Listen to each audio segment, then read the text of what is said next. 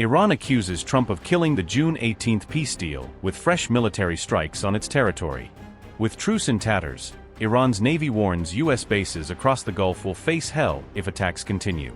Tehran escalates, says U.S. bombing campaign has made a mockery of the ceasefire agreement. Gulf on fire as I.R.G.C says, response will be stronger than before if Washington launches more strikes. What matters is that whatever action the enemy takes, we have responded and we will continue to respond. We have repeatedly said that if the enemy once again breaks its commitments or violates the ceasefire, our response will be stronger than before. We stress once again that it will be stronger. Iran accused the United States of violating the June 18 interim agreement, following the latest reported airstrikes along its southern coast. Tehran said U.S. airstrikes targeted Iranian monitoring and surveillance sites, despite the interim agreement remaining in effect. Iran's foreign ministry said the attacks violated both the interim memorandum of understanding and the United Nations Charter.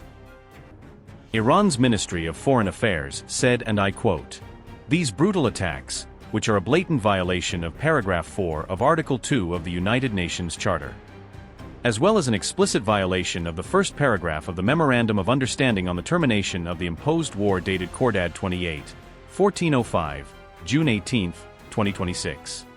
Show that the U.S. regime places the lowest value and credibility on its commitments, and breach of promise is a part of this regime's nature."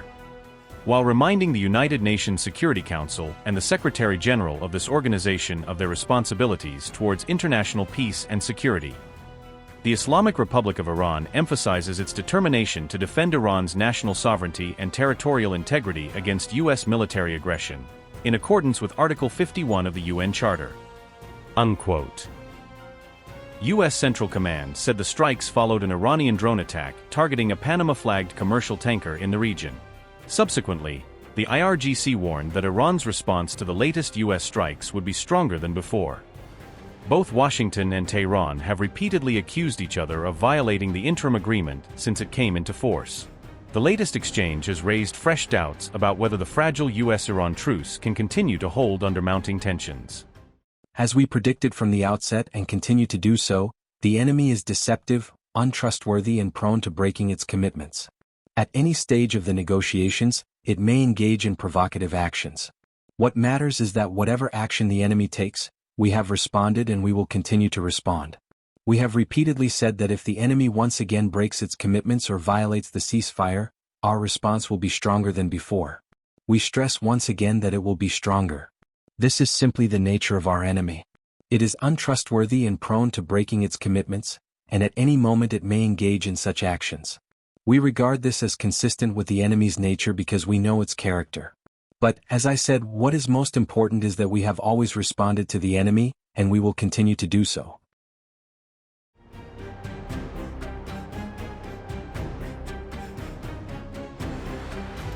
Mujtaba wastes no time punishing Trump's forces after Tehran alleges the ceasefire was violated. Fresh panic after Iran fires missiles and drones at US-linked military targets across the Gulf region. Explosions rock Bahrain. Air defenses engage missiles and drones over neighboring Kuwait. US and Bahrain claim they shot down 9 Iranian attack drones during the latest regional escalation.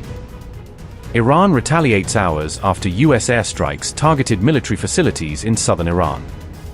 Trump ordered the latest strikes on Iran, citing what Washington called repeated ceasefire violations. US forces hit Iranian missile, drone, and coastal radar positions in coordinated operations. Explosions shake Keshem Island and southern Iran as US raids target strategic military sites. CENTCOM says strikes targeted air defenses, drones, and naval mine-laying infrastructure. US SEDOP followed Iranian drone attack on a commercial tanker near the Strait of Hormuz. Trump threatens Iran. Islamic Republic may no longer exist if attacks continue against US interests. Donald Trump said, and I quote, "United States aircraft just struck Iranian missile and drone storage locations and coastal radar sites for violating the ceasefire agreement again. It is very possible that they will never learn. There may come a point when we are no longer able to be reasonable and will be forced to militarily complete the job that we very successfully started. If that happens, the Islamic Republic of Iran will no longer exist." Unquote. Iran claims it hit U.S. Fifth Fleet Base in Bahrain and Ali Al Salem Air Base in Kuwait.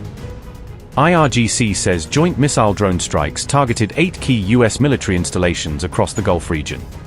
Meanwhile, the IRGC Navy warned the United States of retaliation, saying American military bases across the region would face hell. IRGC Navy said, and I quote, "America's blind strikes on Syria will not undermine our control over the strait. But our strikes against violators serve as a reminder to other vessels of the proper route for safe passage.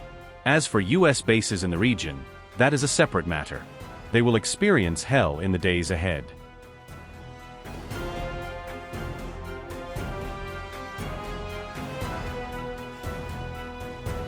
Betrayed Bibi declares Iran has no place or influence in the new Israel-Lebanon agreement. Israel told to withdraw after being pressed to accept the U.S.-backed Lebanon ceasefire framework. Bibi defiant, says deal dealt a major blow to Iran's regional influence and proxy network. Bibi vows IDF will hold security zone until Hezbollah is fully disarmed and neutralized.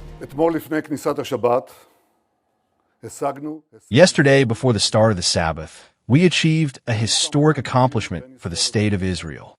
Following direct negotiations between Israel and Lebanon, mediated by the U.S., we have reached a framework of understanding that allows us to move forward towards ending the conflict and, God willing, eventually reaching a peace agreement between the two countries.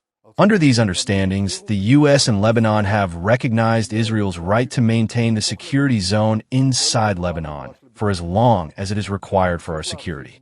We will continue to hold it until Hezbollah and the rest of the terrorist organizations are disarmed and until no further threat to Israel is posed from Lebanon. This is a massive blow to Iran and Hezbollah. Iran tried to force a withdrawal from southern Lebanon upon us. You heard these demands all the time, and you also heard their disappointment and their criticism of the agreement, both theirs and Hezbollah's. I stood firm on our vital interests and forcefully opposed the notion of forcing a withdrawal upon us. Lebanon, Israel, and the U.S. are essentially saying to Iran, this is none of your business. You have no status here. You have no involvement and no role. Not you, not Hezbollah, and not any terrorist organization. Israel and Lebanon have agreed on 2 adjacent areas near the Yellow Line, recommended by the IDF, where there will be a pilot program for disarming Hezbollah and transferring the territory to the control of the Lebanese army. I'll show you this on the map. The black line is our international border with Lebanon. The yellow line is the security line, or more accurately, the security zone. Here is a small addition we made in recent weeks. Where the pilot areas we are discussing. The first is here, completely outside the security zone. The second is an area beyond our original security zone, which the IDF says is not operationally essential, and from which we will withdraw. These are the 2 pilot areas. This means Israel remains in the yellow security zone that protects us. This is a tremendous achievement, because what were they trying to do? They tried to get us out of there through all kinds of means and pressures. That, of course, will not happen. We are breaking the Iranian axis of terror, but we are also breaking the Iranian diplomatic axis. We managed to reach this framework of understandings for a simple reason, because we struck Hezbollah hard. And Hezbollah, which expected assistance from Iran, did not receive it because we struck Iran hard. All of this was done thanks to the heroism of our fighters, and also thanks to the wise and courageous decisions we made. In the last 2 weeks alone, we eliminated over 200 terrorists, and since the beginning of the war, over 9,000 Hezbollah terrorists. We took control of the Beaufort, and we are staying in the Beaufort. We took control of the Ali Tahrir Ridge and of Bint Jbeil. They're under our control. We are eliminating their terrorist infrastructure throughout the entire area, in the entire yellow zone. We are simply wiping out the terrorist infrastructure.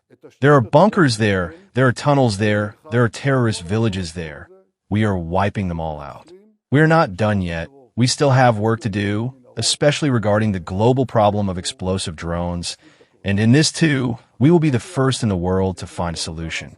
But what is clear is one thing. There is a historic achievement here. This agreement strengthens Israel and Lebanon, and weakens Iran and Hezbollah. And God willing, This is a sign of things to come.